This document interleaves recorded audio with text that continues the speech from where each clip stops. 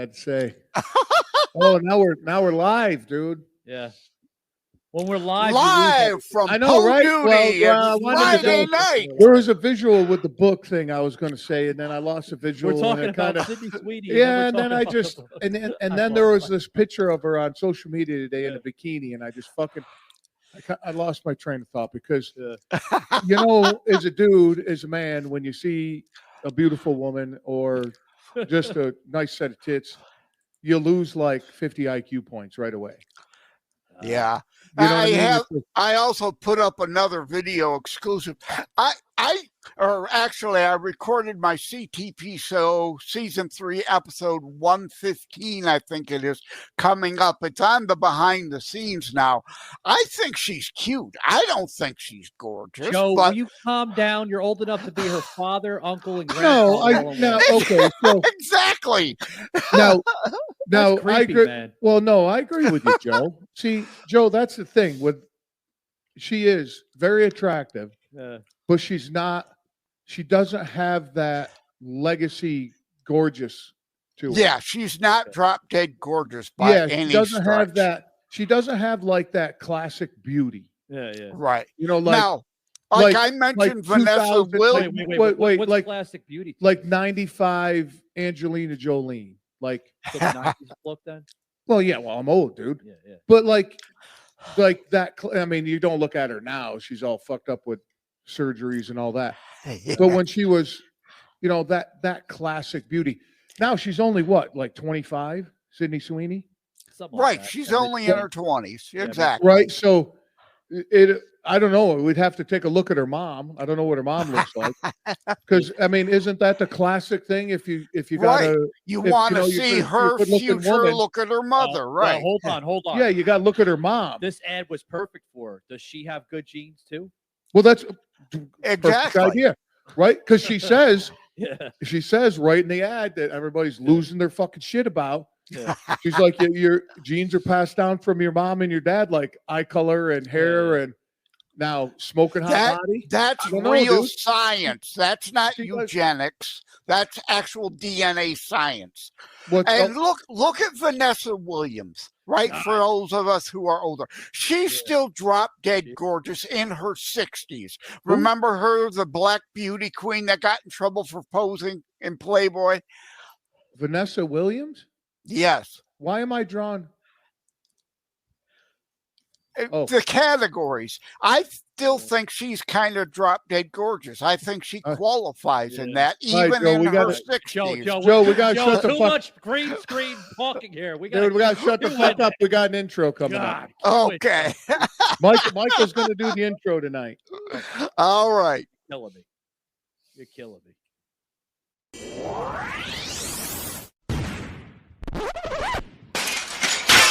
Broadcast of B-Raw and Savaged Underground Show contains strong language, explicit humor or jokes, or sensitive topics that may be disturbing or inappropriate for some audiences.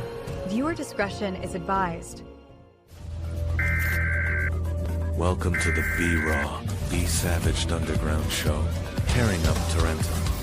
Unleash the frenzy, embrace the rage. Pure chaos is here to burn IT all down. Savage.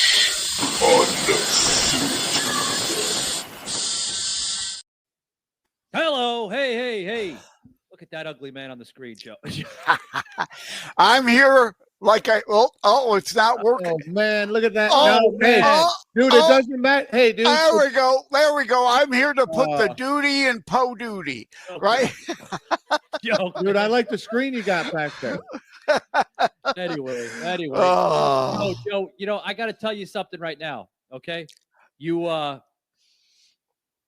way too much behind the scenes green room talk there before. I think we got 3, 4, 5 minutes over the board. Well, we said ish. We said 8-ish. 8-ish, yeah. Oh, you're pulling an ish now. Yeah, come on, dude. Hey, man. I'm pulling a Savage time for a change. You do it all the time. You're always late, so I'm making us late this time. I like the dual finger. Plus, you got to get your ugly mug out of the way. You're blocking up the good scenery in your background, dude. Yeah. Oh, Jesus Christ. Anyway, guys, welcome to the show. I'm Savage. This is Walt Blau, or what we like to call him, the blah blah blah man. All day long, dude. I'll talk all day long. Blah, You guys got to interrupt me. Blah, Yep. Right? And then this handsome individual we have on the screen here is Joseph M. Leonard, known as Ragin Joe.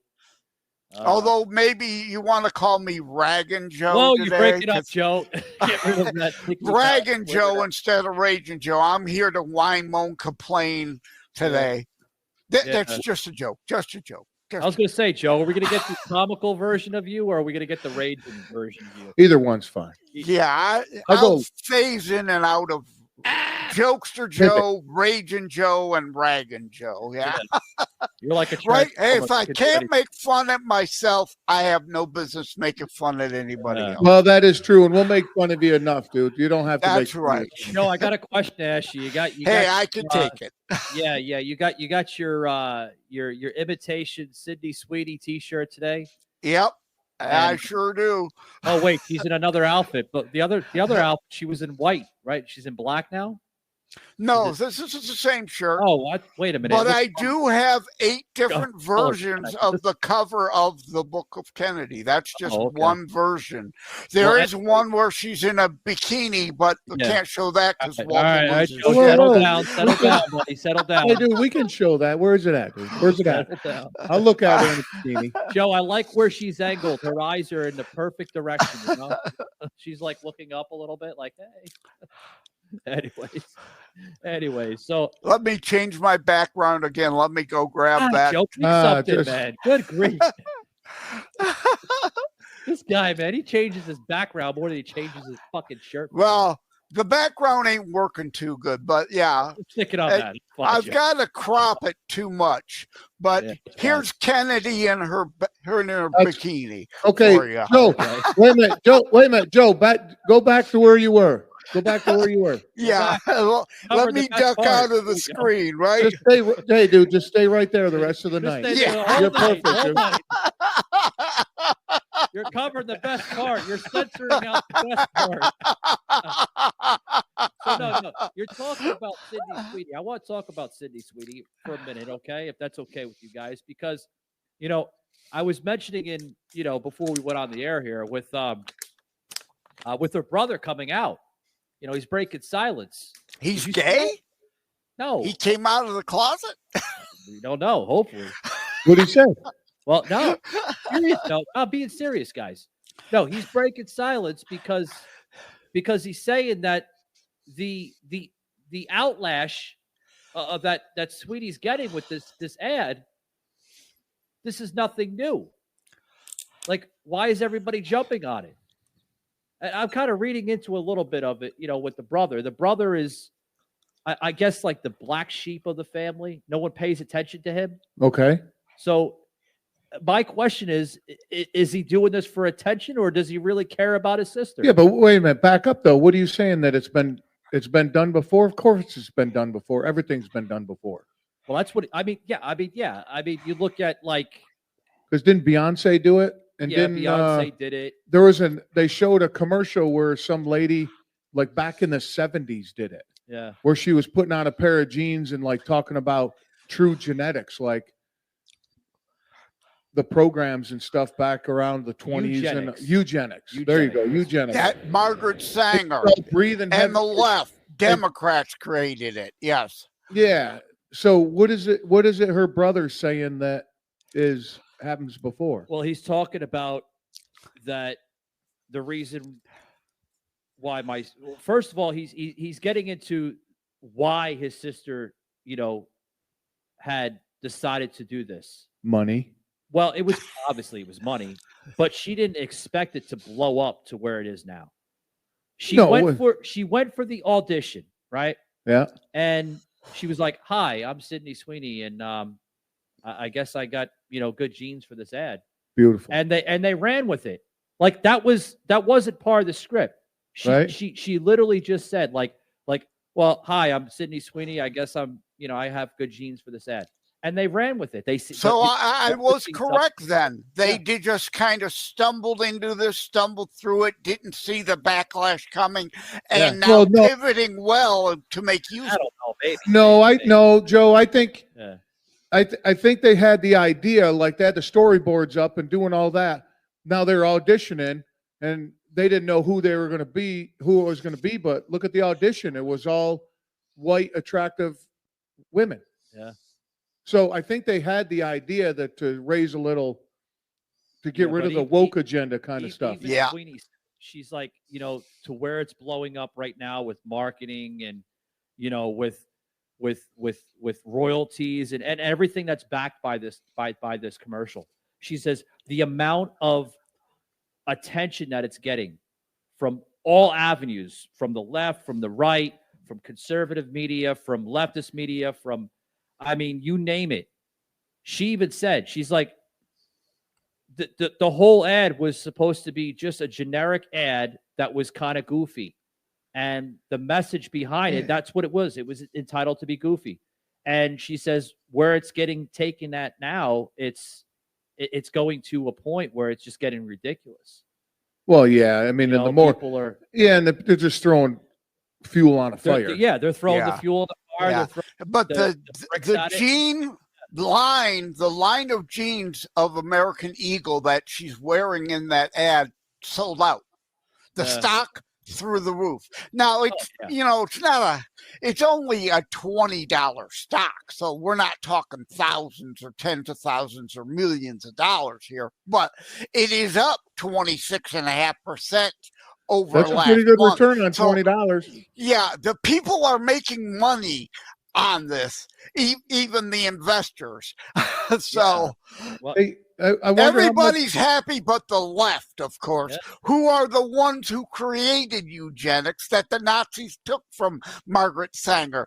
But the leftards are too stupid to understand any history, to understand you fucking retards are the ones that created the eugenics movement that you're now trying to call her a Nazi over.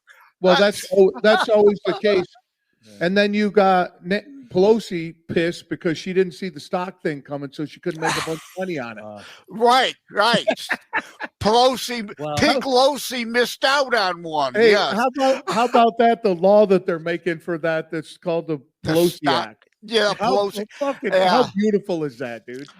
They absolutely need to pass that.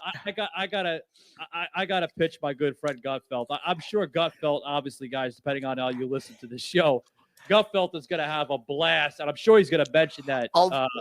Absolutely. If he has, on Fallon. I was gonna say if he hasn't already. No, I watched last night. Hey, I thought his appearance was rather so on Fallon, but hey, I'm glad he was on. Like you're taking. Hold on, Joe. That's a great idea. You're taking the king of late night, Greg Gutfeld, with the prince of late night, Jimmy Fallon. He's a prince. He's not a fucking... Yeah, and on the Tonight Show, which is, of course, the classic late night show. Right. Fallon, I agree with Gutfeld. Fallon is not quite as bad as the others. He's bad enough. Greg Gutfeld says Fallon's not a bad guy. He kind of just got pulled into all this. Yeah, well, I mean, you got the five helping him along, man. I mean, the five. But I mean, the other shows like what's his face, Kimmel, and Colbert are 1,000% on board with the leftardism nonsense. Yeah. Okay. Bye-bye, Colbert. You're gone. See you later. Don't let the door hit you on the ass. Same with you, Stern. I was always more of an Imus fan. Wow. Lance rolling that in there. Hey, now. So the thing is, it's funny that I saw a clip and it made sense a couple days ago that crazy that they blamed Trump for shutting what's his name down, right? Yeah. The late night guy. Kimball? Yeah. No. Colbert. Colbert. Stephen Colbert. Yeah. But then somebody connects the dots because it's always about money, right? Yeah. Now, I believe that the administration went after USA Aid because they knew it was a money laundering scheme. Right? Yeah. It's funny how they shut that down. Now there's no more riots. There's no more heavy propaganda. Because there's not the money to fund it. Right. Right. And then all these big dollar contracts. Imagine that a TV station has to operate like a true business. It's not getting just money handed to them and they can't make it. Huh. Right. Imagine that. Because I'm a fan of had 200 staff members. You had 200 people, and that's the shit you put out every night. Right. That's it. Well, that's the thing, right? $100 million or whatever it was. 200 million a year, and 50 million of that was Colbert. Yeah. Let's see Stern now do his own shit. Can Stern match his own shit now that he's not on Sirius? No. Let's see Stern come out with a podcast on any network. I challenge Stern to do that. Any network. He can go on Spotify. He can go on Westwood One. He can go on Podcast One. He can go on all these big networks, right? He got to do that. And see if Stern can carry the same shtick. No, I doubt it. I doubt it. No, can't come. He knows he's done. Hold on, Joe. He knows he's done. Fire fuels Stern at Sirius, and he knows that. Without Sirius, the fire is extinguished. There's no such thing as Stern. Well, that's like Michelle Obama with the DNC. You know? She goes on a fucking pod. She's with the DNC. She sells out arenas. Yeah. She sells out her book. No, nobody's backing her anymore, and she can't get 1,600 downloads on a fucking podcast. I get that. It's like, what the fuck, dude? You know what I mean? So it's once you get rid of that backing, it's gone. Yeah. And then you once all that money laundering backing is gone, and Soros right, and then, isn't even going to put as much money in now. Oh, Soros. Well, no, wait a minit. Soros didn't put his money into anything. He put our laundered USAID, right? Yeah. Yeah, just don't get confused that Soros is funding anything. That motherfucker don't fund anything. He created a bunch of foundations. He threw a few seed monies into these fake PACs and fake charities that then laundered USAID money. Yes, dude. If somebody handed me, let's just say $1 billion, right? I can't truly comprehend $1 billion. Right? But say somebody handed me $1 billion. Well, the first thing I would need to do is rub one out because that's going to be a post-nut decision. You can't make any good decision on money unless you get rid of that. God. But one of the things that I would do is create a foundation. Why wouldn't you create a foundation? What kind of foundation? Well, I've actually been thinking about this for a long time. You know what I would? You know, Blau wants the Clinton Foundation money laundering operation. Yeah, well, it wouldn't be a money laundering operation. It would be a true foundation. My foundation would be called the Day in the Life of. The day. What? Day in the life of. Day, not Dave. Day. DAY. Day in the life of. I told you I'm definitely here for. And I thought I heard Dave. I'm sorry. And when I would have, obviously, you'd have a staff of people. Yeah. And I would research people that are truly struggling, people that truly struggle and truly try to get by day to day. Not these fucking clowns that are all mad because their benefits are getting snapped off on Snap. I tried to make that work, and then I would get like. You would find a single mom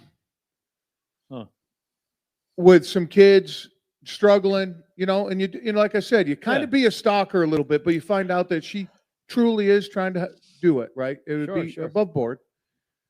And I would get a van, some kind of transportation, a bag full of gift cards and all this other shit.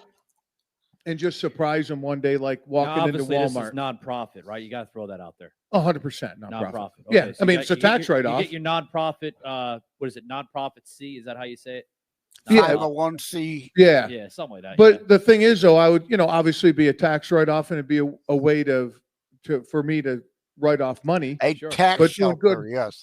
But could you imagine that somebody, even a family, a father and a mom, couple kids. They come in with a little busted up car, and dad's working 2 jobs, mom's working 1 job, but raises the kids because dad's working all the time. Yeah. And then you just walk up and you give them a brand new vehicle with a bunch of gift cards to like Target and Walmart and all that kind of shit. And you hand them a $50,000 check. Hold on. A real charitable foundation. No, truly, not, dude, I've been not thinking like the Clinton Foundation. Wait, They no, took no. in $1 billion for Haiti relief and No, sent a here we couple go. million Yeah, to Bill their Wells and friends. Hold the fucking phone. Haiti. Hold the phone. I hear. I gotta throw this in here, guys. I'm sorry. Sure. It's gonna be bashful. I'm gonna say it. It's okay. Eh. I hear gift cards. You know the slums of America, the hoods and the ghettos. They're gonna be cashing in on this. They're gonna be like, No, they hey, wouldn't because I have free control gift over it. cards. I'm going to Walmart. I'm going to Target. No, see, and that's the thing. That's where you have a staff of 100. Well, they'll be saying that, Walt. No, you have a staff of 100 people because this business is going to lose millions of dollars a year, so I can write it off in taxes. Yeah. So I'm paying these people good money. You do research. You stay away from the flat tops and the slums. You stay away from the people that take advantage of the situation. That's generational stuff, right? It's easy to pick out, like generational. Yeah, Like, take me for an example. My generation that I'm passing down to my son, like I tell my son one thing every day, and I ask him one thing every day. I pick him up from school, and I look at him. Most of the time, I reach over and I slap him open palm in the chest. Pow! I said, "You listen to your mother? Because listening to your mother is non-negotiable." Hold on. I'm being the Carl of America. That's child abuse, It is, sir. absolutely. Bring it on. Come on over. Spare the rod, spoil the child. You should see how I throw him down the stairs and wrestle him on the couch and shit. Hold on. Every day, dude. Hold on. We have some hair dye. You do know this is admissible in court, right? 100%. Hair purple and red. Yeah, 100%, dude. But I ask because listening to your mom is non-negotiable. Yeah. Whatever mom says, you fucking do, or you and I are going to have a fucking problem. That's the way you're supposed to do. That's the way I had that conversation with him. He was getting out of hand a long time ago. Yeah. Pick him up from school.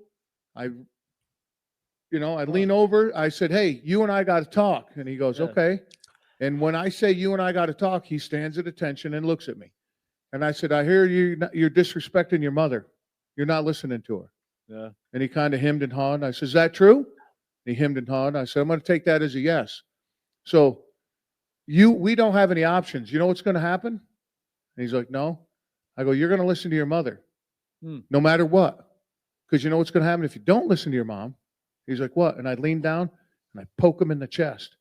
And I poke him and he steps back and I keep walking with him. And I poke him and I go, "If you don't listen to your fucking mother, you and I are going to have a fucking problem." And he big alligator tears and he looks up at me and I go, "Are you going to listen to your mother?" He goes, "Uh-huh." I go, "Do you want a fucking problem with me?" And he's like, "No." I go, "Cool." What, you cussed at everything in front of 100%. Yeah. Hey, leftards, this is not abuse. This is called Parenting. Parenting Yes. 101. Yeah. Damn So, right. okay. So go on that. Not Mike, you and I got talking about this a little bit today, watching that movie.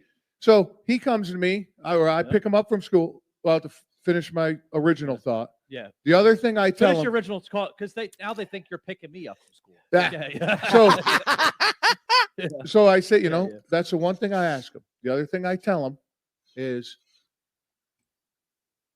kindness is a superpower. Anything you want, kindness, your manners, a good work ethic will get you anything you want in this world. Anything. Yep. But karma. What you give, you'll get. 100%. But once in a while, you got to let a motherfucker know. Yeah. And that's exactly what I tell Now, him. you have these words. Hold on before you go there, guys, because Walt has these words here. And if it's all right, I like to pitch them. You call them Waltisms, right? Yeah. Are these part of your Waltisms? Yeah, a mix of them. Yeah. Okay, because you got like your famous phrase that's relevant to what you're saying is practice violence in the gym. And kindness everywhere else. And kindness everywhere 100%. else. I forgot the last part, but I remember the first part. Practice violence Yep. Yeah. Practice violence in the I gym. wish I would have heard that from you before I came out with my CTP2 book. It has a quotations chapter. I would have quoted you Well, in the next on that. in the next one, Joe. In the next one. Yeah. So, Yeah. with that being Write said, that down, Joe.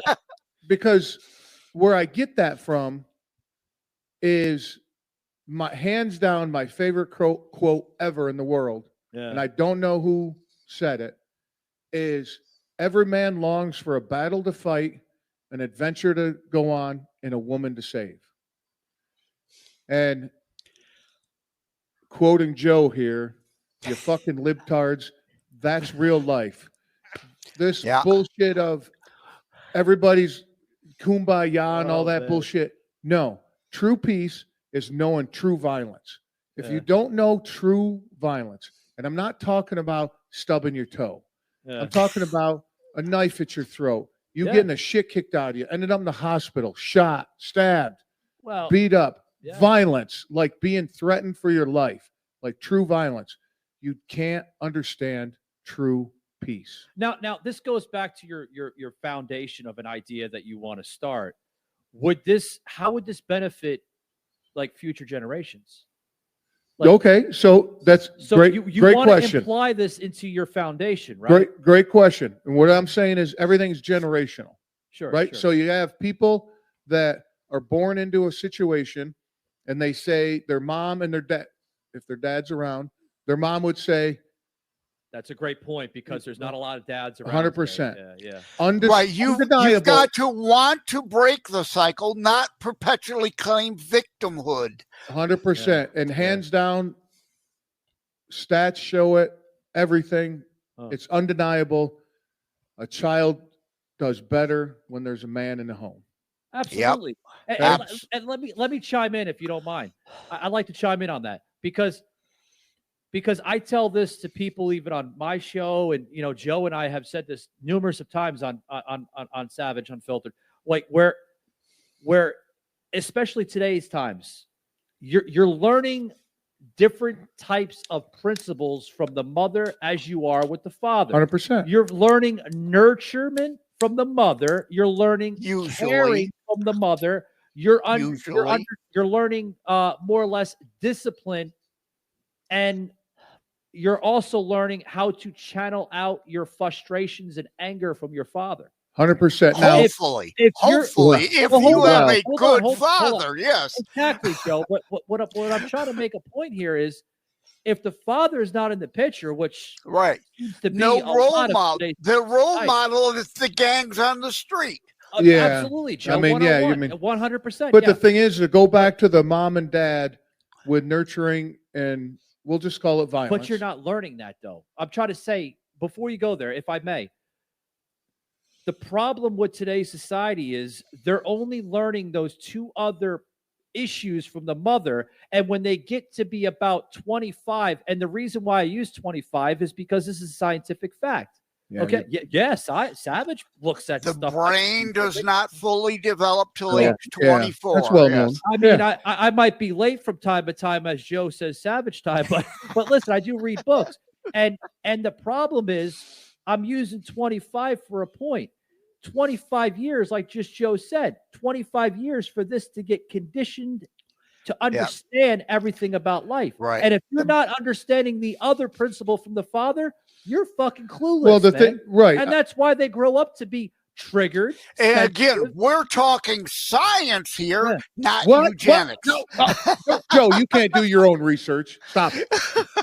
But the thing is, though, go back to the situation with our son disrespecting his mom. Yeah. Now, if there's feel like when she steps, does she step in at all or no? No, I did it outside. She knows about it. Right. You don't rush to violence. You threaten it. You promise it. Well, and hopefully he reacts rightly, and it doesn't have to happen. 100%. So the thing is, guys, you have to understand everything I'm telling you right now. My wife knows about. We don't keep secrets at the house. Yeah, especially about with our son. I'm trying now to when he understand gets, the I'll get to it between your wife and your son because I'll get to it. Okay, yeah, with the demeanor part. So I'm talking about, yeah. As he gets older, I'll teach him, bro code. like, hey man, we do this and you don't tell your mom. That's for later. That's when that's older, later, yes. right? He's not developed, in my opinion, he's not developed enough to understand that. What he's getting taught right now is we don't keep secrets. That little motherfucker sells me out every time. And I point at him and I go, good for you, dude, because you don't keep that away. You don't keep that shit away from mom. Yeah. Like we stop and get ice cream or stop and get him a bag of chips, right? My wife is on point with eating. She eats like 1%, like the 1% of the population. It's crazy. She's all on board with RFK Jr. and Maha. Make America 100%, 100%, dude. Full throttle. Yeah. So when I give him some fucking chips, she's like, gives me the look, right? Now we understand that we don't say shit in front of him because he hears everything, right? Yeah. You know, he'll be in bed and she'll come down. She's like, you did chips again? I'm like, yeah, well. I'm like, you guys are on the same scale. I like that. That's rare. 100%. Yeah, now, but you can't deprive him or he'll be a 400-pound behemoth later because you deprived him. That is rare because, you know, even though, I mean, you and I are close in age, right? Yeah, 5-6 years. I don't want to dox your age. You know, I don't want to. I don't give a shit. Yeah, I'm a true Gen Xer. But my mom still doesn't know where I'm at. So in our generation, it would be normal for even the wife or the husband to disagree on terms. And it doesn't seem that with you and your wife. Oh, sure. No, we disagree on stuff. Really? Oh, sure. But we'll talk about it outside of him. Yeah, and but Walt makes an important point here. You can't deprive them entirely, though, either, because later then they'll rebel and you'll have a 500. He'll look like Lizzo. 100%. Because if it makes it taboo, like we keep that shit in the house, right? And we designed the kitchen to where all that stuff, he can reach it. Everything in moderation. You know what he goes after, Joe? When we get home, he can watch TV either in the morning or at night. He knows this, right? So the other night, we come home, and I know if he watched, because I leave real early in the morning. Okay. And then my wife and I talk when she's on her way to work, because I'm already on the road. And I can, you know, she'll tell me if he watched TV. So I ask him, did you watch TV today? Yep, cool. Well, you know what that means? I don't get to watch it tonight. Perfect. All right. Then we go do a puzzle and we play in the yard. And I'm actually a dad and I spend time with my son, right? He's actually a dad. And the world knows at 4:30 when I pick up my son until 7:30, 8 o'clock when he goes to bed, the world could fucking burn down. I throw my phone in the sock drawer, quote unquote, in the sock drawer. I don't even pay attention to my phone. It's him and I 100%. Hey, Walt, do me a favor. Okay. Guys, I'm going to throw a little something here. Walt and I were actually catching, Walt caught the last ending of this movie, Daddy's Home, with Wahlberg and Will Ferrell, which I was showing him parts between. Funny movie. Hilarious. Oh, it was a great movie. We were looking at the part where the two dads, right? The co-dads, more or less, right? The stepdad and the real dad were trying to teach their son about bullying, right? And I threw a part in where, God, Walt, please tell me you're not going to to push back a girl or something when she's bullying you. Well, you said a boy. But it turned out to be a girl. It turned out to be a girl. Yeah. So he goes. They thought it was a boy, but it turned out to be a girl. He goes. He goes. You're going to teach your son to do that? I go. I already did. What if it's a girl though? Oh, that's a different conversation. You can't be like be like Mark Wahlberg and just kicking in the hoo-ha. Because that's what they did. No, so the thing is, I don't buy this. You can never hit a girl if she's constantly beating on you. Fuck yeah, you can deck her. Wait, hold on. Before you go there, Joe. What do you mean by that? I spent a night. Tom McDonald, the Canadian rapper's got a great song. I forget what it's called, but it's about, indeed, when he was growing up, a girl that was a bully to him, right? You think you're a bad bitch, right? You know how that would play out in a fight if I actually hit you, right? So a girl comes up to you in the alleyway, right? Or anywhere in public, and literally tries to pick a fight with you, you know, she wants to duke it out. I mean, she wants to literally square hands like she's a fucking man. It depends Now, if now, it's if this she's little squaring you and thing or shoving you, does that give you a right as a man to shove her down on the ground? Self-preservation. No, I'm serious. self-defense doesn't Self-preservation. stop just because because all it's the- a woman. Well, Because all Michael, the wait a minute. liberals- I can give you a perfect Yeah, example yeah. because what you just said, it happened to me, and I spent a night in jail for it. Really? Yeah. Oh. I was Probably working. should not have, but No, you of did, course right? not. Well, But- I mean, So I was working. Two girls start fighting. I spread them apart, and Yeah. of course, I end up with the butch one. yeah. Whatever, it don't matter to me. And she squared up on me. And how'd you handle it? I said, "What are we doing here?" Yeah. And she goes, "We're going to get after it." I said, "Okay. Just so you know, if you swing on me, I'm going to hit you like a fucking man." Oh my God. And she drew back, and I just fucking popped her right in the nose, made her nose bloody. Was there people like? Oh, it's around? all. Oh yeah. What did the people say? They're 'Cause like- you know how they're gonna get all hysterical and No, everything. see, you don't. Okay. They are. No, Michael. Today they would. are. They're Today gonna, they would.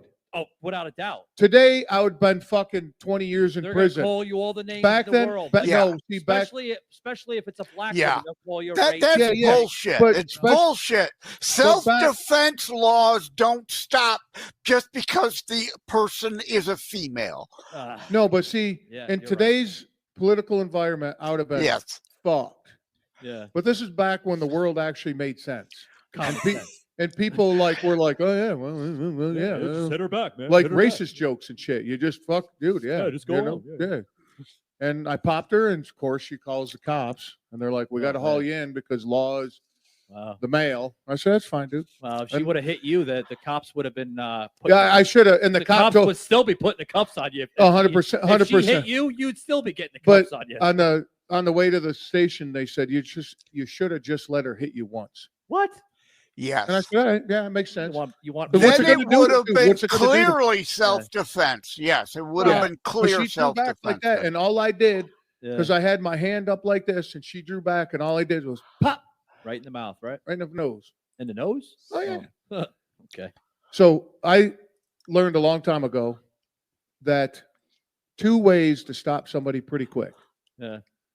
make their eyes water or make it so they can't breathe, and then they're all done. Solar plexus and crack them in the nose, and their eyes get all watery and they freak out. That's crazy. I just jumped over to YouTube on my laptop. Since I'm remote, I can do this, obviously. Tom McDonald, the song I was talking about, literally is called Hitting a Woman. I recommend people listen Hitting on to a woman or hitting right? a woman? Hitting a woman, Hitting a as woman. in punching a woman, Yeah, right? yeah, Joe, You it sounds think like you're a country bad song. bitch, right? No, You it know does. how this would play out in the fight, right? He would be the one in cuffs, and even though she was beating the shit out of him beforehand, Especially today. But go back to how I teach Yeah. my son is levels, right? Okay. So I pick him up one day, and he's all bummed out, and I said, "You all right, Wow. buddy?"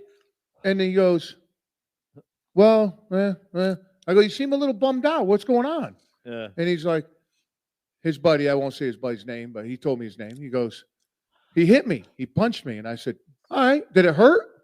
He goes, "Yeah." I go, "Good." And he kind of looked at me, Yeah. and he's in the seat and he's getting a seatbelt on. I said, "That's good." I said, "What'd you do?" He just kind of, he's like, Shit, man. I said, You had the real talk. "Oh yeah." I said, "What are you going to do next time? Because it's going to happen again. What are you going to do?" I'm going to tell I go, "The fuck you are." And I look at him and he looks at me. I go, "Wait a minute." Yeah. And I go, "You're not going to tell anybody." And he looks at me and I go, "You know what you're going to do?" And he goes, "What?" I punch him. I punch my son. Pow. I go, "You're going to fucking hit him back." Is this how your father explained things when you were his age? That's how my mom explained it to me. Oh, your father. Oh, so My your mom's pops- OG, bro. Yeah. My mom. You didn't get the My mom- one-on-one from your pops. You got No, it from my your mom. My Yeah. mom smoked Pall Mall, no filter. Oh my god. You had that Fucking. You yeah. had that badass mother that Yeah, she yeah. taught me, and Yeah. but And he goes, well, I'll get in trouble. I said, that's okay. Yeah. I go, because you know how you stop a bully? And he looks at me. I go, you hit him back. Yeah. So then, we get home and we're doing our thing and we put our son to bed and we're, my wife and I hanging out. And I go, oh, so this is what happened today. And she got all nervous about it. And she goes, probably, yeah. And she looks at me. She goes, you know what? That's your judgment. Thanks for telling me about it. But that's what you do. Yeah. You guys handle that. I saying, trust you. Yeah, she goes, I'll trust you on your judgment. That's exactly right. In 6th grade, I had someone who was bullying me all through grade school. And indeed, one day on the playground, he was coming at me and I popped him.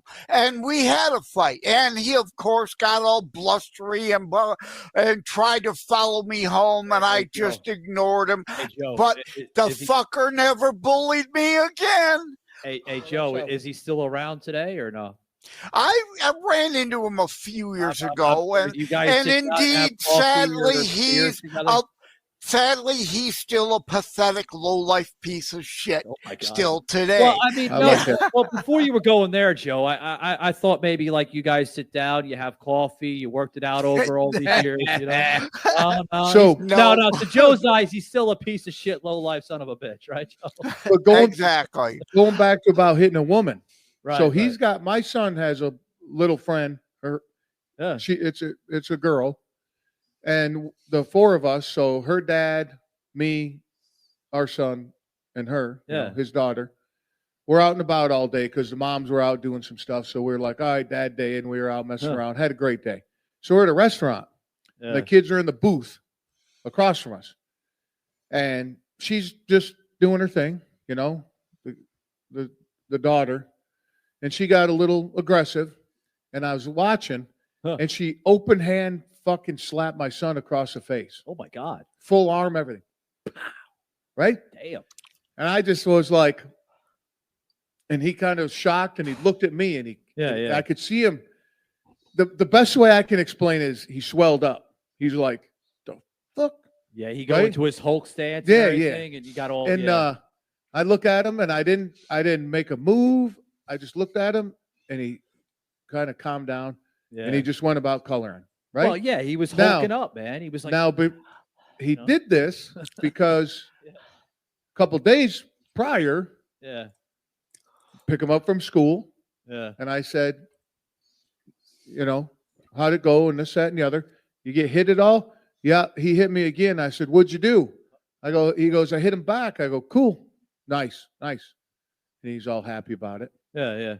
I go, all right, next thing. Because it's in stages, right? Yeah. I said, the next thing, under no circumstance, I don't give a shit what's going on. Under no circumstance do you hit a girl or a woman. And he looks at me, he goes, like mom, and I go, oh, bro, you ever hit your mother? You and I are gonna have a fucking problem. And he got all like, oh shit. So his little friend slapped him. He's like, oh shit, dad said don't hit a woman. Now, as he gets older, 12, 16, up in that age, just like Joe was saying, I'm going to teach him that you have to defend yourself. You can't sit there and be a fucking punching bag to anybody. Right. Circumstances a grandmother, matter. I don't fucking care. It gets to a certain point, you need to defend yourself. Yeah, I mean, you can't be a bitch boy for your whole life. It's all situational. Well, right? But he's too young to understand the situational thing yet. Well, hold on. Let me speak on this. All right. That's the problem with today's society, right? Especially like the parenting today. They're not involved in their children. Yeah, there's no parenting. They're so lost out in society, like literally. Like they're so focused on tweeting. They're so focused on making TikTok videos. They're so lost in the limelight. They want to be the next Mariah Carey. They want to be the next Sydney Sweetie. Guys, I know I'm making little jokes, but I'm being serious. Yeah. These are the people that like, I want to quote my mother. Thank you. God rest your soul, Mom. I love you. She would tell me, you're seeing children having children. And that applies to this day. Well, yeah. Because the kids today are raised by children, literally children, Yeah. because they were not conditioned. They were not. They weren't taught correctly. They were taught by scumbag parents that didn't give two shits about their upbringing or their way of life later in life. Well, that's what I'm talking about, generational. Yeah. So now this parent, Yeah. loosely term, teaches their kid to live off the system, and you can go do whatever you want. Hold on, Walt. I'm not sorry for that at all. I'm stating facts. Because you have some scumbag people out there that are parents that should not be parents. But God forbid I say that, I'll trigger all the little liberals of America. Because they don't have what a are you fucking... talking about? I'm allowed to parent anything I want. Well, then don't tell me 25 years later why your kid is on the damn street as a homeless person or selling crack cocaine. Well, what is it? That's your fault. What is it? The Chris Rock test? You ever hear that? Chris Rock test? I'm a little fired up, your daughter doesn't end up on the pole. That means you succeed as a parent. Right? So that being said, I tell my wife, I said, as long as he graduates high school, he doesn't end up in jail, and he doesn't get anybody pregnant. What I say, he doesn't add to the population or subtract from the population. If you concentrate, well, he's going to make mistakes. You have to ready and plan to. Yes. But the thing is, if you load up 25 laws and rules and fuck that, dude, it's like telling him he can't have soda. He's like, "Fuck you, I'm going to do it." So if I give him 20 soda 7 days a week, right? But if you got three or four general things that say, "Okay, now listen," you go out to a party and you're having a good time, and the other thing is, I want him to have this aspect of. I don't want him to think I can't let my dad find out. What I want him to think is I need to call my dad.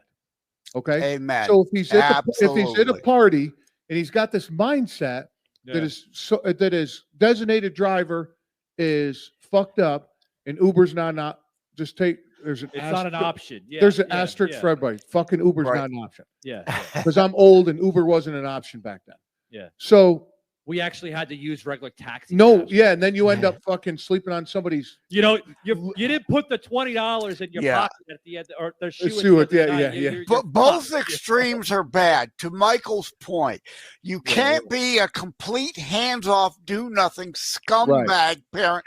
Oh, I'm their friend. No, you need to be their parent, but you also can't be overbearing helicopter parent who restricts too much. Then they rebel. Later, they become scum anyway. You're talking about the sheltered. You can't shelter these kids. Now the thing is, I see more of the latter in my, we'll call it community. The people that I associate most of the time with, where he goes to school, he goes to a semi-private school, all this kind of thing.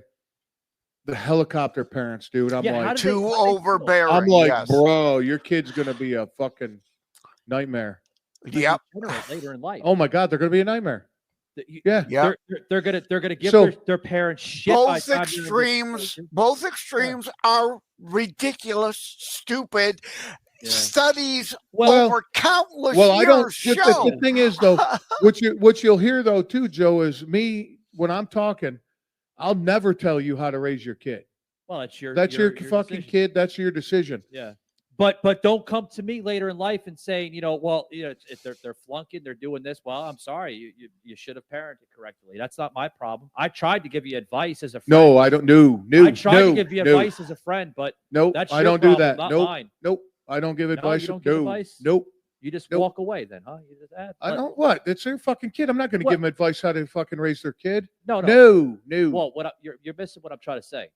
What I'm trying to bring out is if you have friends, maybe you have friends that are like this, maybe you don't. But if you have friends that are newly formed parents and they don't have the parental skills maybe that you have, you wouldn't give them a friend. If they're open to it, that's fine. Yeah. Right. They gotta be open. Other than that, we talk about it here publicly. I do have a friend. And hope it sinks in. Yeah, I do have a friend that he seemed to be open to it, and I said one thing, maybe two things to him, 2 different times. Yeah. And it didn't land. I said, all right. How'd he take it? I don't know. It didn't fucking land. He just something had to land. No, I don't know if it did or not, if he ignored it or what. But I said, you know what? It's a gym analogy. The sled in the gym. You got a bunch of weight on it. It's a analogy for life. Damn, there's another Waltism. That's right. So you got to push or pull this sled. Let's say push. Yeah, You're pushing the sled. You're having a hard time doing it. You start off good, just like everything in the world. Sure. And you run into a spot. Yeah. Dude, I'll help you push that. Okay. You said. Well, wait a minute. Hold on, Joe. I'll help you push Mike that set sled. something up, though. Waltisms are good. Walter aneurysms are not. Yeah, right. So I hope that you didn't get to that point. I'll help you push the sled. But the fucking thing is, as soon as I feel you not working at it anymore, I'm done too. Well, I'm not here to do it for you. The commitment has to go through. 100%. So when I didn't see this land and he didn't do anything with it, no, I'm done. Yeah. Well, that's how I explain things to to my daughter, my oldest, and my daughter, she's like, she's trying to figure out life right now, obviously, and she's in that in between age. Yes, she is, Joe. She is, and there's being a child to going to be her own adult. Yes. Yeah. There's times where she comes back to me after I literally had a lot of sit downs with my daughter, similar to how you had your sit downs with your son right now, and obviously your son is a lot younger than my daughter, but right. Your kids will still come back to you later in life 100%. and ask I hope for so. suggestions. That's it. Well, that's the goal, right? But absolutely, that's what parenting is all about. But when my daughter comes up to me now and says, Dad, I realize I fucked up. I made a mistake. How should I do it? How should I fix this? When I hear that puts a smile on my face because something stuck of what I said back then. And now it's being affected later in life. Yeah. So I want her to come back to me and absolutely admit that she fucked up. Well, it goes back to the but she comes up to me. See, here's the difference between me and you, and obviously my ex-wife and your wife, right? The parenting between me and you is on a different scale. Not that I'm a bad father. I'm not saying that, folks. I got to put that out there. I'm not a bad father. But the parental advice, 90% of it, and I'm saying this with all open honesty, okay? Because I can't stand my ex-wife as much as I can throw her. But the advice, no, I can't stand her. She's delusional, but that's on another episode. But the problem is it comes to me. She comes to me to ask me because she knows she can't get it from her mother.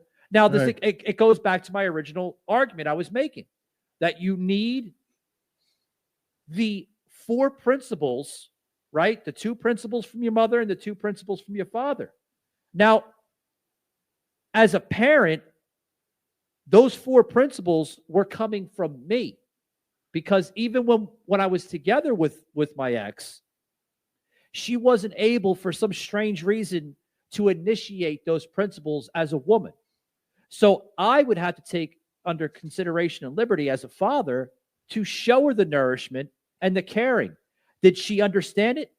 Absolutely not. Whoa. How come she didn't understand it? Because I'm not a woman, and it has to come from the woman. Oh, no man. Hold on, if Joe. You're hold talking on. about no a man, daughter, especially. Yes. Right. No man. I don't care how strong-minded you are. No man can explain nourishment and caring the best as a mother can. Not like a mom. No, absolutely not. The mother has to come from the mother. So, and like my wife shows our son love completely different than I do. That's part of the caring. Right. Me showing him love, I'm throwing him across the room. Like my wife will be walking. My wife will be walking down. Tough love. Yes. Well, my wife will be walking down the hallway, and the spare bedroom's on one side and the couch is on the other, and he comes flying out of the spare bedroom and lands on the couch right in front of her. She's like, another another second and a half, he would have hit me. I'm like, oh, sorry, baby. And he jumps up, comes running. He's like, do it again. I'm like, yeah. But Michael, regarding your ex, ultimately it's on you for your piss poor taste in women. Yeah. Boom. Yeah. Look at Joe dropping it, dude. Hey, dude, we all have piss poor taste in women at one time or another. We at times think with the wrong head. Yes. See, God, all right, so God has blessed us with two heads, right? So let's get back into the religious conversation. Bless us with the oh, so, no, we're going back to the belly button. No, Joe. We automatically think it's the bottom one. No, see, this is all going to make sense. It all comes back. Yesterday's show sucked. Let's leave yesterday's show behind. You didn't agree with me? Come on. So we were blessed. Watch this. Whatever you believe in, whoever created us, we're blessed with two. We were blessed with two heads. Yeah. But the yin and yang of life, we were cursed with only enough blood to run one at a time. I can't disagree with that. every good thing has to have a bad thing. Yeah. You can't be fucking kumbaya and Reese's Pieces and blowjobs forever. You can't. Life is not like that, dude. Is that what Walt goes by? Reese's Pieces and blowjobs? Fuck, dude, that would keep me going for a long time. Wash it down with some caffeine. Fuck, bro, that's all I need. Yep, Reese's Pieces. You know damn well when you come back from this thing here, when you go back to your house, man, your wife's gonna have the Reese's Pieces and the blowjobs ready. Oh God, I hope she has the fucking salad bowl full of Reese's Pieces. Oh my God. She knows my love language, dude. All right. It's all good. All right, son, it's 9 o'clock. You got to go to bed. Because you can't stay here. Pieces time. 9 o'clock. Go to a movie. Go see Naked Gun. That's a terrible. Get out of the house for an hour and a half. Joe, showing your age. No, I'm talking about the new one. The new one at Savaged Unfiltered Blogs. I have a review of the new Naked Gun up. I saw that email come through. I didn't. It's so. Yeah. Well, when are they going to learn that sequels are the only? Okay, one of the Beetlejuice 2 was great. The latest Beverly Hills Cop on Netflix was Happy Gilmore. I talk about in the review also. It's like Happy Gilmore is like Caddyshack, and Happy Gilmore had a vacation at Chernobyl and had a bastardized, irradiated DNA retarded child. Hey, Joe. It's fucking is this the weird. Part? But Joe, that's what you expect from it. Joe, don't talk about Happy Gilmore 2. Please don't talk about Happy Gilmore. No. If you guys want to, fucking weird. But it's good weird. Talk about Happy Gilmore 2 because I'm upset with Happy Gilmore 2. Because I put a bid in for extra work with that and I got denied. So I'm a little. Oh, okay. All right. Yeah, we're not going to plug Happy Gilmore 2. Matter of fact, watch it. It's a good movie. Matter of fact, the guy there in the control room, you're going to have to fucking scrap that off the production. No, we're not talking about Happy Gilmore 2. It's whack. It's a whack movie. I mean, but what do you expect? Well, yeah, look who made it. Yeah, that's right. Now, sequels are normally not. Okay, so you're talking about the few that are, but the far majority sequels are normally not. Yes. Nowhere. I would agree with that. Usually because you know what to expect. Well, they have to kind of still feed the formula.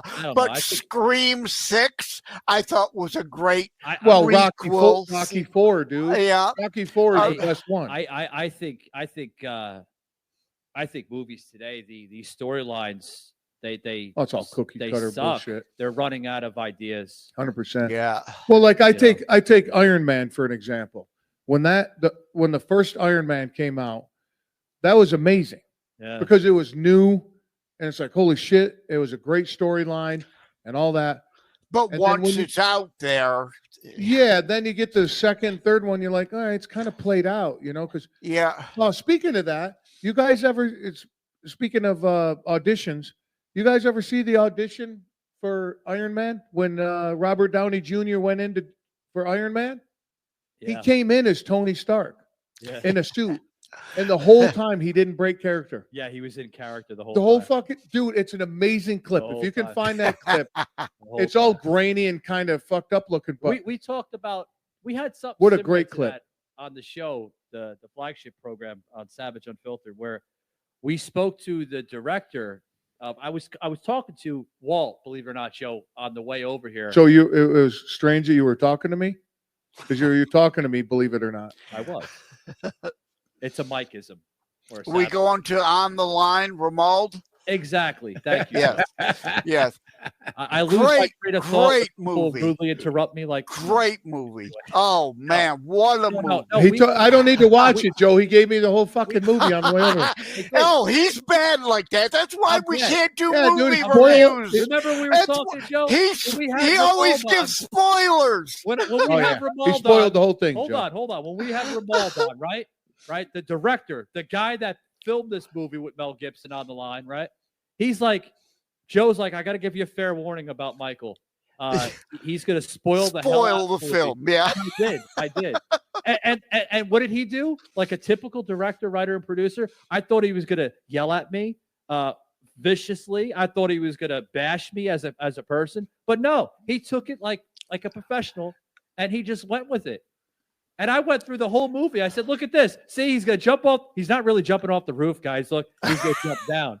And so you just looked there and smiled. That was a minor spoiler, though. But Romuald is like an No, he told me the whole movie, dude. I don't need to watch it. The twist at the end is M. Night Shyamalan-esque. Yeah. I mean, it is just really good. It's like, what the fuck was the film with Bruce Willis, Sixth Sense? I mean, it's that level good twist. That was a great movie, by the way. What a fucking great twist at the end. It was. But I think that's why I love all M. Night Shyamalan movies. They're great. I think that's why Our Line Productions, which is the production company guys that produced that movie with On the Line, I think that's why Melissa is not reaching back to me. You know who I'm talking about, Joe.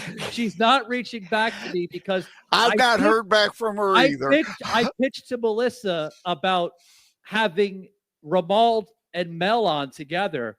And at first I was getting all excited. I'm like, wow, one of my heroes in movie production cinema, Mel Gibson, coming on. This is a dream come true. I'm going to have Mel Gibson on my show. But no. After I kind of spoiled the hell out of the movie to the audience. Well, he is kind of busy because now Passion of the Christ isn't going to be just another movie. It's going to be a two-parter. So they're very busy with that. She's not reaching back to me because I think I spoiled everything. Exactly. Well, I was all that's what happens, dude. I was like a little kid. You're actually. You've got to see the movie, even though he spoiled it. Walt, you should see the movie. It's that good. Well, Joe, I mean, Michael knows we've been talking the last couple of days. Yeah. It would take me 2 weeks, 3 weeks to watch that movie. He doesn't watch a lot of movies. I don't watch a lot of TV. No. The TV at our house doesn't. We watch TV, of course. We all watch TV, but the amount of TV we watch is extremely minimum. Let's just say that they're constantly reminding him to pay the Netflix and Amazon Prime bill. Oh, dude, that's the only two I have. It doesn't get watched a lot. No, that's the only two I have. I don't do any streaming. Well, No. I do streaming. That's it. I have Netflix and Amazon, and that's it. Damn. Nothing else, dude. Well, we don't watch anything I want. You get fucking Amazon. Even if they don't carry it, you can get it for $2.99 or $3.99. Right. Exactly. So as we kind of like wrap things up, I do want to bring in something really, really funny and humorous. Just looking at you is a laugh. So wait, hold on. There's a bird coming. Thanks. There's the bird. Get it. Hey, thanks, Joe. Be here all week. All in good fun. I love him like a brother. Let's just say that you like. Hey, the whoa, other whoa, friend. Let's- whoa, let's- whoa! let's He ease is up on the love part. He is from Alabama. That's Atlanta. Oh, and there was a shooting in Atlanta. Good thing you're the hell out of Atlanta today. Thank you, guys. Thanks. Isn't there? Wait a minute. There's shootings every day. In I was just Atlanta. going to What the say, hell is there a shooting every day in Atlanta? Not Shit. surprised. Not surprised at all. You know, even though we're getting hopefully a Republican leader in November because we got a Democrat that's running against Keb. Oh God. But anyway, no. Earlier today, we were at Rivers Casino, right? Is that how you say Oh it? yeah, Rivers yeah, Casino? Rivers. Yeah. Rivers Casino, right? Which I had a little bit of luck, and mind you, I haven't been to a casino in probably about 10 or 12 years. I'm being dead honest. You're too cheap. You're too cheap to do that. You might lose money. Damn certain on that, Joe. No, the last casino I was at, believe it or not, was like 10, 12 years ago. I was actually at a Trump casino before they went up, bellied up in Atlantic City. That's why I was asking Walt. Oh, if it's still there. Is there any Trump casinos there? And he's like, no, it's a ghost town. Oh, this is what I wanted to tell you about Atlantic City. You know, Vegas, right? Everybody knows. Yeah. There is a Trump casino in Vegas. Yeah. Yeah. You know, Reno, right? You know about Reno? I love the biggest little city in America. Yes. All right, Joe, you'll like this then. So somebody asked, because I used to spend a lot of time in Vegas. Yeah. So somebody asked me how to compare Vegas to Atlantic City. Oh God, no comparison. Yeah. All right, here we go. So wait, there's a comparison? 100%. I'm gonna give you the perfect comparison. Comparison to not obviously now. I mean, I was fortunate enough to make it to Atlantic City before the Taj Mahal went under. I've been to the Taj Mahal. It was pretty nice. You got Vegas, right? Yeah. Vegas is a 25-year-old waitress. Okay. Trying to be an actress, whatever, working her way in Vegas. Sure. She hasn't met gravity yet, so everything's where it's supposed to be. She's got a fresh tattoo. Lipstick is, nice and bright. And You're talking about the gravity. She hasn't hit menopause yet. Well, just, everything's tight and firm, right? She's 25 years old. And Atlantic City is... that's, right? So this is Vegas, right? This is Vegas. Yeah. Vegas is Sweeney and Atlantic City is Lizzo. Vegas is this nice young woman, very attractive. So Vegas great is attitude. Okay, and now, Atlantic City is Lizzo. Well, we can't. Okay, wait a minute, guys. You can't say Sweeney because it's not going to work out. You just got to say a good-looking woman. Okay, right? We're trying to use comparison for the audience. Fuck it, dude. I'm going to give you a comparison. So. Are we getting to the end of this story? Not quite. If you keep fucking takes forever to make if points, you keep fucking interrupting me, we'll go till 10 o'clock. I'll take all night to fucking tell my story. That's all right, man. Come on now. Atlantic City is like Atlantic City is her mom. Oh no, I'm sorry. I blew it. Atlantic City is her oldest sister. Oh. Okay. So she's got a little scruffy voice. She's been smoking cigarettes, a little rundown, been in the alleyway a couple times. I need a cup of coffee. The tattoo doesn't have fresh ink. The lipstick. It's sagging a bit. Yeah, that's Atlantic City. Am I wrong? No. Okay. Atlantic City was worth. I don't know if it's worth going to. No, now, it ain't worth the fucking paper it's City. printed on. You know what Reno is, Joe? Oh, I love Reno. Reno's a lot of fun too. That's their mom. Reno is the mother. Reno's the mom. I would not. I would That's say it. I so would put Reno is at least the sister, not the mother. All right. Well, you could go either way. I look at what before you go there. I look at where Atlantic City was in the 90s. Tahoe. Atlantic City was Tahoe. your 90s Pamela Anderson. And now where Atlantic City is now is your 2020s Pamela Anderson. I like that. There's a big there's a huge Look difference. at Pamela Now, Anderson. now we're back to the My Naked God. Gun movie, right? The Naked Gun movie is Pamela Anderson. God. Joe's working hard to get Liam this Naked Neeson Gun in movie. with that. in the teenage- You're You're pitching the shit out of You this keep Naked on Gun pitching movie. them. They'll be on our show next. Good grief. Let's get the hell out of here. These people got shit to do. I got Right. shit to do. As we always say, you don't have to go home, but you can't stay here, right? I guess you guys don't want to hear about my winning streak at Rivers Casino. Oh, I'm totally sure forgot about you. I'm sure you ushered Walt out of there in a hurry since you got extra hold money on. in your I'll be pocket quick. before Complete you could opposite. lose it. Give me 2 minutes, okay? And I'll have this all done in 2 minutes. Unlike Walt, that takes about 15 minutes to get to go. Well, I'm just gonna keep fucking it. Anyway. Well, dude, Anyway, actually, hold on. if you start the timer when you started back saying that we were going to the casino, it's already been like 5 minutes. Hold dude. on now. Hold on. My intention with this guy, he wakes me up and he's like, "Oh, sorry, man. I woke you up. I didn't mean to Wake up! you It was fucking 9:30, dude. This is like a working vacation for me. Holy shit! I've been up since 4. So anyway, no, I'm tired because I was doing production in downtown the day before. So I'm a little burnt out. I am. So my intention wasn't to go to a casino, but I went anyway, and I'm good. I'm glad I went because I go there, and Joe's right. Me being cheap, he's right on that. So a normal person that goes to a casino, what they take out? 500, 600 at first, maybe 1,000 at first, right? They want to get their streak in, right? Mm-hmm. No, not me. Not me. I go to the ATM. First of all, Rivers Casino, you need to lower your ATM fee. $7 is too fucking high. Oh, that's absurd. Too fucking high. Okay. Because you're going to give up most of the money you withdraw anyway. Yes. And that is not a Jewish saying. That has nothing to do with being Jew. Okay. But $7 is too goddamn fucking expensive. ADL on line 1 again. Maybe $1.25, but not $7. $7, I felt like I'm going to a strip club and I'm paying the strip club ATM fee. They're a little high, but sometimes. But anyway, so I go there. I don't take 500. I don't take 1,000 out. I take $20 out. $20. Now, No wonder you're pissed. You paid $7 to get $20 out. You should ask me. I would have charged you $5.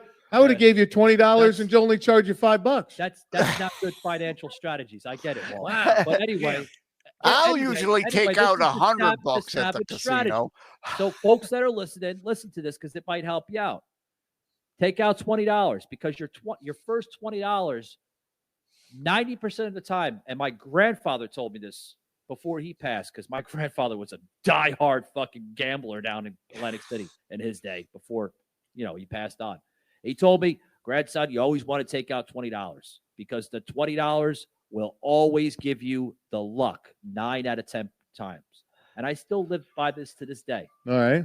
That's my grandfather texted me. So how much did you win? But anyway, so I know I'm waiting for the hold on. the catalyst. So I get my $20, right?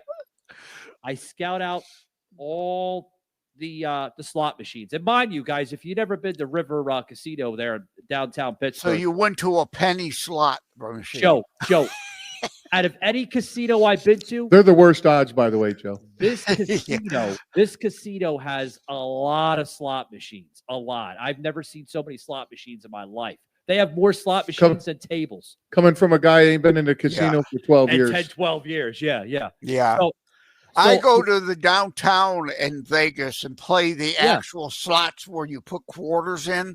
Yeah, feed it your dollar bills bullshit. No, I want a real slot machine where you're feeding quarters and you're pulling the lever. Absolutely. I'm getting there, Joe. I know that hint. You're telling me, all right, wrap it up. I thought you were going to put this done in 2 minutes, dude. I would have been done in 2 minutes, but you keep on Clock's ticking. So I find the first one, right? Not because of the graphics, not because it has fancy looking lights, but I have a vibe that I'm going to strike big on this. Okay? And I see the Goldilocks slot machine, right? I put the $20 in, fucking nothing. Down to 17. I hit spin again. It's every $3, so it's taking $3 out. So I'm down to what? 14, right? Another one down to 11, right? The next one, I'm down to like what? I'm down to 8. 8. Thank you, Joe. My fucking math. Carry the one. So right at 8. Right at 8. We don't want him to take his shoes off and have to Those use his right, fingers and toes. Because apparently he can't count time either. It's much longer than 2 minutes. Right. This right is Savage time. Right. You goddamn right. Right. Pick it up on Savage Army next week. So right at 8, I'm about to cash out. I'm like, you know what? I'll supper up my luck. One last spin, huh? I'll take my dignity where it's at $8. I lost. I Big lost, number. I Big lost number. $12. Okay, basically. there you go. Thank you. There we go. So anyway, so I'm like, you know what? Fuck it. Just fuck it. I haven't been in a casino in 10, 12 years. Fuck it. Let's if see you what I lose can do. $20, that ain't big these days. I hit the last spin button, right? And I'm like, motherfucker, please. All of a sudden I hear, boo, boo, boo, woo, woo, woo, woo. Like an old lady next to me saying, oh my God, you won. I was like, what did I win? She says, look at the screen. You won $100. I'm like, wow. What does it do when I win 500 or 1,000? She says, there's lots of stuff that happens. So Walt, make sure he buys you dinner after this. $100. $100 I win. I go and cash it. You know, matter of fact, I brought the receipt here for you to show you guys. Look, the receipt right here. I won. This is great. Rivers Casino. Thank you. The India casinos are the worst odds anywhere. So guess what I did? I'm wrapping it up, guys. I promise. This is what I did. We've heard that before. What I did with the $100, you're gonna love this. I could have went on Uber Eats and ordered me and Walt maybe something from a nice steakhouse or some nice restaurant here in Pittsburgh, right? But no, I go to Walmart and I get ziti noodles and basil tomato sauce. Of course, Mr. Cheapskate. And I was being nice to you. But what did Walt say? No, I'm good. I'm not hungry. All right. Bye, everybody. Joe's being nice to everybody. Anyway, Bye. Guys, I want to say thank you very much. This is the class. I do want to say thank you to Jeff Revilla, the owner and the operator here at Podooty. I do want to say one last thing about the theater. Hurry up, go unplug it, Jeff, for God's sake. Yeah, I thought it was like a regular, like an old Fox theater that he converted. No, I thought it was an actual, like, where they had plays on stage and he turned it into this. No, dude. Joe, simmer it down. It's plug-in time for Jeff. So we got to give props to Jeff. Thank you very much, Jeff. Obviously the proud owner and the operator of this amazing theater. I wish him luck. I really do. I wish him the best. It is a theater, as there are chairs there, but I was thinking a huge theater. Yeah, and I mean, an amazing. With all jokes aside from yesterday's show, with the 1960s. A wallpaper and everything. I mean, this is an amazing setup. I think it's amazing. I think this place is fucking awesome. Yeah, Jeff does a great job. The stage, lights, everything. Yeah. So one Top more time, class, man. Come check it out. Control room. If you could put the QR code up on the screen, guys. If you scan this QR code on the screen, guys, it's going to give you all the information about this amazing place, Podooty Live. Okay, right here in downtown Tarentum. Which is on That's right. Don't throw a tantrum. Go to Tarentum. There you go. Guys. And, great place. And like the graphic says, guys, host your podcast on the main stage of what we're on now. And the reason why they call this the main stage is obviously you can't see, but there is other areas of the theater here that they have little areas where they could set up according to your liking. So is there a bar there? Can the audience buy a beer while there? Yeah, no, he's got snacks and drinks and stuff, but I don't think he has his liquor license. Oh, okay. Yeah, no, awesome spot. You're in town or even close. It's definitely worth traveling. Yeah. All you podcasters out there. Yeah. You want to, Definitely. Definitely. If you're looking to grow your brand. Yeah, true professional setup. Definitely. Check it out. But we're going to get out of here. That's you got right. anything else to say? Other than that, guys, if you like the show and you want to hit us a follow, and we appreciate that, you can go over to my page, which is savagedunfiltered.com. Hit that follow, that like button. Our main merchandise will be up and running next weekend. I promise that, guys. So check that out, guys. Anywhere you hear a podcast, we're on like now 60 plus audio platforms, TikTok, Rumble, X, Facebook, and appreciate that. Walt, you got something? Yeah, just anything you want to know about the show, brawpodcast.com. And I'm this close. I know math is tough for you, Michael, but I'm this close. I need 38 subscribers to get to 1,000 subscribers. 38. He's 38, guys. Come on. 38 away. He's going to do the parrot thing. I hate that. Share, subscribe. Like, share, subscribe. No. But you got to do it. I'm going to do it. Dude, I'm going to do another comparison for you, Joe. I got another comparison for you. Yeah. Being this fucking close to 1,000 subscribers is like dancing with a hooker. Dude, I am so close. I can smell her. Saying that. Your wife is going to get pissed. She's the one who gave me the idea. So I can smell her Aquanet and I can smell her menthol cigarettes. And I'm just that close, but I'm just trying to. I know. I'm trying to figure out the name of the cheap perfume. All kidding aside, we all Savaged, Unfiltered, Be Raw, Constitutionalist Politics. Right. We all need your like, share, subscribe. Yeah, there you go. Do all that shit that everybody tells you. And Poe Diddy, of course, too, Jeff, man. Check him out. Yeah, PoeDiddy.com. PoeDuty.com. We're gonna get out of here because I know you got shit to do. So until next time, keep kicking ass, dude. Be savage, not average. Absolutely.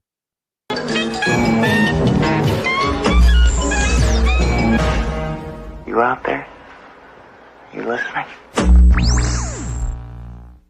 A Truth Production broadcast.